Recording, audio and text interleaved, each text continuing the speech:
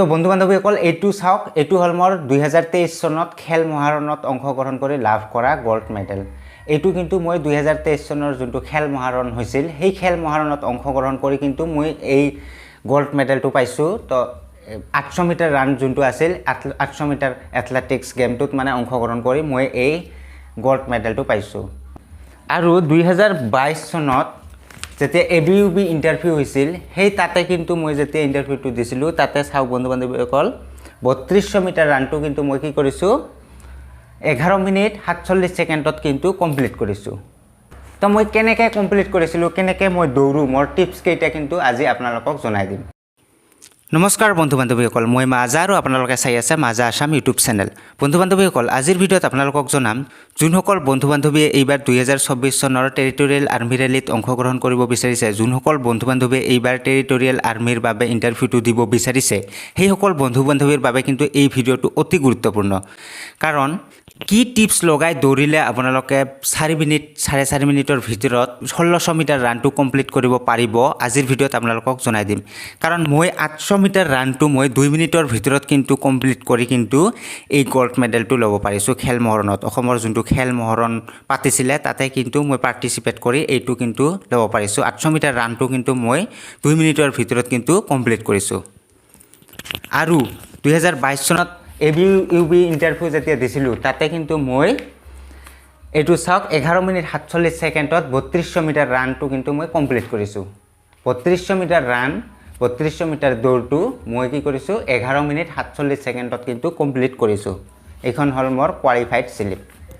আৰু এই খেল মহাৰণত অংশগ্ৰহণ যেতিয়া কৰিছিলোঁ 800 মিটাৰ এথলেটিক্স গেমত যেতিয়া মই পাৰ্টিচিপেট কৰিছিলোঁ, অংশগ্ৰহণ কৰিছিলোঁ, তাতে কিন্তু মই যে এই 800 মিটাৰ দৌৰটো মই দৌৰিছিলোঁ তাতে কিন্তু মাত্ৰ মোক 2 মিনিট সময় লাগিছিলে। 2 মিনিট সময়ত কিন্তু মই 800 মিটাৰ ৰানটো কিন্তু মই কমপ্লিট কৰিছোঁ।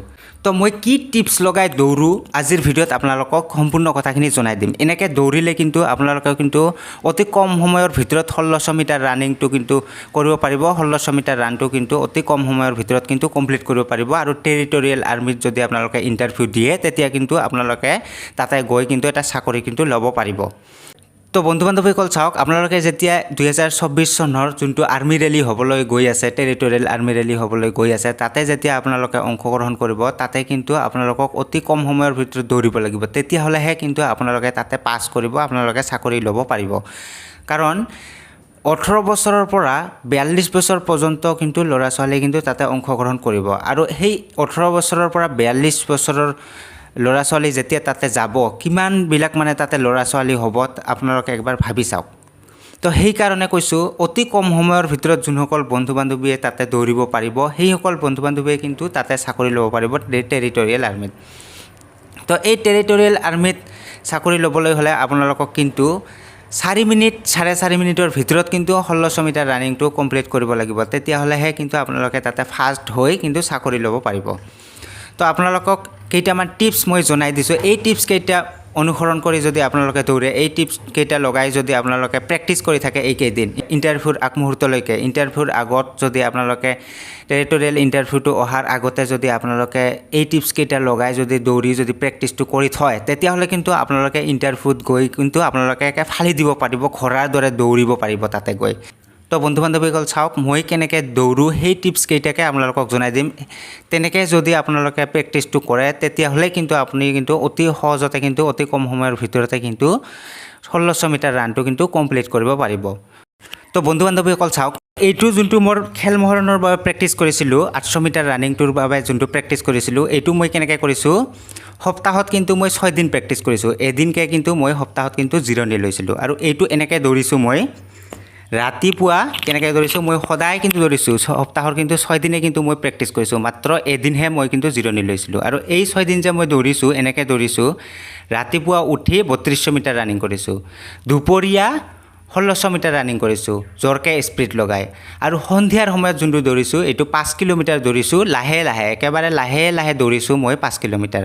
সদায় কিন্তু এনেকৈ দৌৰিছোঁ, ৰাতিপুৱা 3200 মিটাৰ, দুপৰীয়া 1600 মিটাৰ কুহুৰি স্পীড, তাৰপিছত সন্ধিয়া কিন্তু লাহে লাহে দৌৰিছোঁ 5 কিলোমিটাৰ। এনেকৈ কিন্তু সপ্তাহত 6 দিন দৌৰিছিলোঁ আৰু এদিনকৈ জিৰণি লৈছিলোঁ। এনেকৈ প্ৰেক্টিছ কৰাৰ পিছতহে কিন্তু মানে মই এই 800 মিটাৰ ৰানিংটো 2 মিনিটৰ ভিতৰত কমপ্লিট কৰিবলৈ সক্ষম হওঁ তাৰ পিছত কিন্তু মই এই গোল্ড মেডেলটো কিন্তু পাইছোঁ তো বন্ধু বান্ধৱীসকল আপোনালোকে যেহেতু টেৰিটৰিয়েল আৰ্মিৰ বাবে ইণ্টাৰভিউ দিব যাব তাৰ বাবে প্ৰেক্টিছটো এনেকৈ কৰক এইটো যেনেকৈ মই প্ৰেক্টিছটো কৰিছিলোঁ খেল মহাৰণৰ 800 মিটাৰ ৰানিংটোৰ বাবে যেনেকৈ মই প্ৰেক্টিছ কৰিছিলোঁ তেনেকৈ প্ৰেক্টিছটো কৰক ৰাতিপুৱা 3200 মিটাৰ দৌৰক দুপৰীয়া 1600 মিটাৰটো দৌৰক জোৰকৈ স্পীড দি আৰু সন্ধিয়াৰ সময়ত 5 কিলোমিটাৰ দৌৰক লাহে লাহে একেবাৰে লাহে লাহে দৌৰক 5 কিলোমিটাৰ এনেকৈ সপ্তাহত 6 দিন প্ৰেক্টিছ কৰক এদিনকৈ জিৰণি লওক তেতিয়াহ'লে কিন্তু আপোনালোকে কিন্তু ঘোঁৰাৰ দৰে কিন্তু দৌৰিব পাৰিব আৰু টেৰিটৰিয়েল আৰ্মিৰ ইণ্টাৰভিউত গৈ আপোনালোকে পাছ কৰি এটা চাকৰি ল'ব পাৰিব তো বন্ধু বান্ধৱীসকল এইটোৱে আছিল আজিৰ ভিডিঅ'টো চাই যদি ভাল লাগিল তেনেহ'লে ভিডিঅ'টোত এটা লাইক কৰিব বন্ধু বান্ধৱীসকলৰ লগত ভিডিঅ'টো শ্বেয়াৰ কৰিব আৰু চেনেলটোত নতুন হৈ থাকিলে চেনেলটো ছাবস্ক্ৰাইব কৰি ল'ব আৰু কাষতে থকা বেল আইকনটো বজাই দিব